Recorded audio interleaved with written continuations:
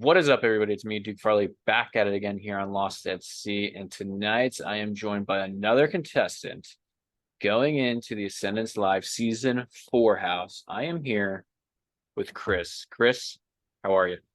I am great. I'm thrilled to be here, Duke. How are you doing tonight? I'm doing good. I just got off of some video gaming, Okay. Fortnite to be exact. Did not get any dubs, but excited to talk to you tonight. I promise this will be more of a win than Fortnite will be. Let's go. All right, Chris, my first question for you is if you could go anywhere in the world, where would you go? Oh gosh. Anywhere in the world? Okay. Oh, that's a hard sell. Right now, if I could go anywhere in the world, I would go to Tennessee to go play Ascendance. That's a great answer. And that wish will come true pretty soon. I know we are a week out, and I gotta tell you, it's the only thing that has been on my mind for the last couple of months now. It's all I've been thinking about. So, gun to the head, if I had to pick anywhere right now, it would be going to Tennessee right now and getting this game started. Say the game gets started and you have the ability to bring a superpower with you into the game. What would it be and how would you utilize it? Oh, okay? So, are we talking like Marvel superhero power, or are we talking like Ascendance power? Like let's funnel this down a little bit. What are the parameters for this superhero power? When I was coming up with the questions, Chris, I originally was thinking more along the lines of Marvel and Sure. kind of those realms. But if you want to take it outside of the box, you totally can do whatever you want with this question. Yeah. So I think right away, the first thing that I want to do is like the ability to like mind read, because it's not necessarily something that people can automatically pick up on. If you do something like, superhuman strength to win the challenges, or invisibility to like go listen to conversations and whatnot, I feel like eventually people would start to pick up on that. And I don't know in this, multiverse if everyone else has superpowers as well, or how deep down this rabbit hole we're going to go. But for the sake of the question, if I'm the only one that has a superpower, the last thing that I want to do is let people know that I have this. And I feel like the ability to read minds would really go unnoticed, and it would not only give me probably a winning chance at the game, like the most chance of winning, but it would be something that I don't think other people would pick up on or be able to figure out. So I feel like that would be one of the best superpowers to have, because like I said, if they find out that I have this, it's obviously just the largest target ever right on me. So I want something that will keep me under the radar, but will still be beneficial to me and my game, because then nobody can lie to you if you were reading their mind. So that's definitely a final answer, like mind reading ability. You went the stealth route, I feel like. I think that was I the smart decision. I did, because Ascendance is I, okay, so I'm very new to the Ascendance world. I am extremely new. I have never played Ascendance before. I have never been in an org. I have intermittently watched some of these live seasons, but I am very much a rookie. So I don't know much, but from what I have gathered about this game, it's a huge marathon. It's not a sprint. And like a marathon, the people who go out hard first, they usually, fall back, or they're taken out, or somebody passes them by, or they don't finish the race. And so I don't want to be out, straight out of the gate. So the stealth route, to lay a little bit low and get my footing in the game and slip through with the ability to read minds, I feel like is definitely the smartest route to go in a game that's as intense and as ever changing as Ascendance is. I love that. And there is a little bit of a twist this season. You are going into the game with a partner, a duo partner. I So my next question is stemmed around the duo aspect of the game, and that is, what is something that is a strength that you're going to bring to the duo companionship between you and Alex? And maybe what is something that you think Alex will bring to your duo that maybe you don't necessarily have the biggest strength in? Yeah, so that's a great question. Um, I originally was supposed to play with somebody who played the first season of Ascendance, and we were ready to go, and they couldn't get the time off of work. So I had to default, and I was like, I can't think of anybody else. So I told production, I was like, put me as like an alternate type of situation because I'm gonna drive there. I can get there faster than, anybody flying. Um, and so if anything comes up, let me know. And they reach out to me and they're like, hey, Alex Presser, how do you feel about that? And immediately I was 100% on board because the very first, actually, the only two LRGs that I've ever played in, Alex Presser has been there. And we met for the first time right during the middle of the pandemic, and Alex conspired to get me out. And then I got him out. And then the second time we played, he actually won the whole season. So I've got to watch Alex play, and then I've also witnessed him play online a couple of times, and I've been on production for a couple of games that he's played. So I've got to see him play, and I think the biggest strength that Alex has coming into this game is he's weirdly good at some of these like carnival games that LRG hosts bring in, whether it's shooting something into a bucket or getting something off of a ring, or just like really like niche games that you wouldn't ever think to practice in your everyday life. Alex is weirdly good at those. And I think that's definitely a strength that he brings. He also is a super under the radar player. I've watched him play many, many times, and I've never seen him, I've never seen him get less than like halfway through the season. So people underestimate Alex a lot, which I think is really, really good.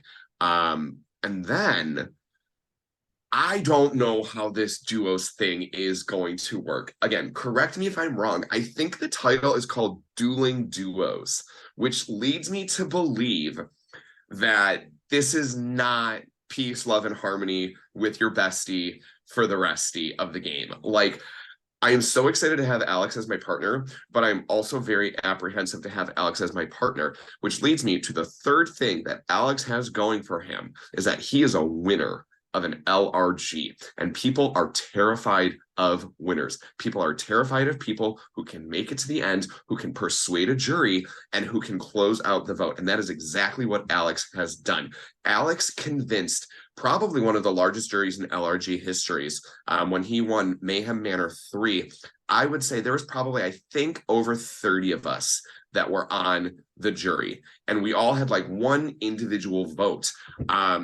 And that factored into the whole entire thing. And that's part of the reason why Alex won.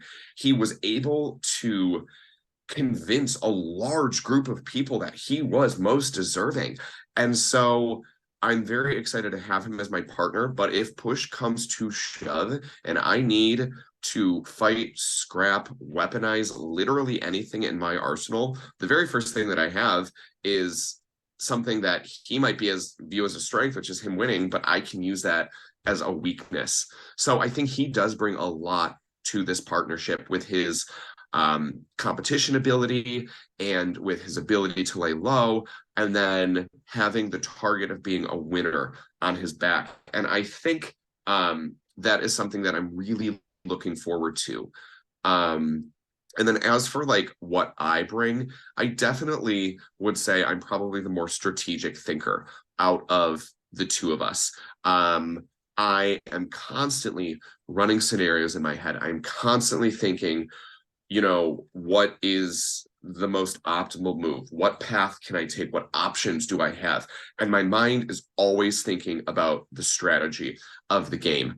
And I am often one of those people that will form an alliance rather than sit on the sidelines and hope that somebody picks me up um, in the alliance. And so I think that with my strategic thinking, and my sort of outgoing personality, whereas Alex is more of quiet, reserved, introverted.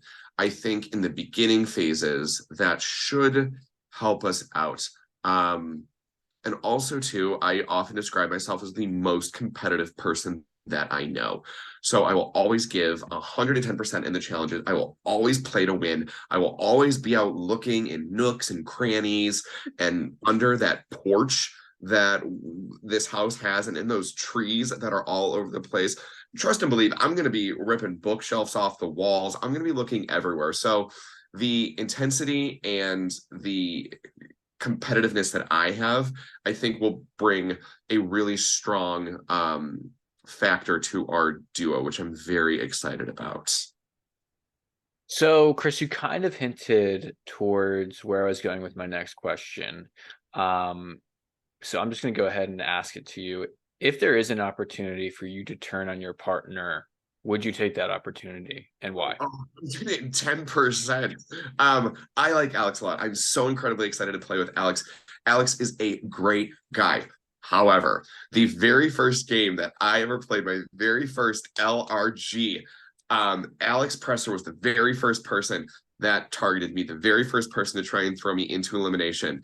And I have never, ever forgotten that in my entire life. If we're in duos for the entirety of the game, which we won't be, that's great. I will ride with Alex until the very end. But if there's an opportunity where it's between me and him, I will cut him at the very first instant. Like, it wouldn't be Ascendance without some sort of twist or something. And just the name Dueling Duos, just you can't duel if you're in a team. Like, there's no way that this is gonna be the two of us for forever. So for the time that we are together, I will work with him. I will, listen to the ideas that he has. I will bring the suggestions that I have. And we've also kind of been pre-gaming a little bit. We do have just some ideas about what's going to happen. And so that's, like I said, the times that we are working together, I really think we will do well with one another. Like I said, we've already been talking a little bit, kind of taking some preemptive measures about what could possibly happen and kind of setting ourselves up for maybe an early competition or something like that. So I'm willing to work with him, but the second that he is my game, adios presser, you're out. Um, Chris, would you rather win this game and be hated or lose the game and be loved? Oh gosh. That's so tough. I think right now I would rather win the game and be hated, because I can separate gameplay from real life. When I'm in the game next week, whatever happens in the game is the game. And then the second that they say, congratulations, whoever, you've won Ascendance, the game's over. And I leave it at that. It's a game. So whatever happens in the game, I don't really hold much stake once we leave those doors. So if I win and I've pissed people off along the way, that's great. And I also would say that because I'm, like a lot of people, still chasing that initial win that so many people want in this community. So many people want to win, and so only very few people have. And so until I get that first win, I'm willing to do whatever it takes to get it. I don't know if that's necessarily going to be my gameplay, because I think people who piss other people off eventually just get sniped, and that's not what I'm trying to do. Like, I say that I will piss everybody off, but I know I'm not going to do that, because I know that people who do that get eliminated. But to answer the question, I would rather win and be hated than lose and be loved. But if I do become a fan favorite, that's great. That's great. We love that. We love the SIA fan favorite award. Yes. So obviously you're probably going to win this season. It's just a question of formality that I have to ask at this point. If you are going to lose this game, what's the reason why you're going to lose? Oh, it's the same thing. You hear it a lot on Survivor. If I lose, I want it to be because of a blindside. Like, if I'm gonna be taken out, take me out in fashion. Like, don't take me out in like a unanimous vote. That's sad. That's embarrassing.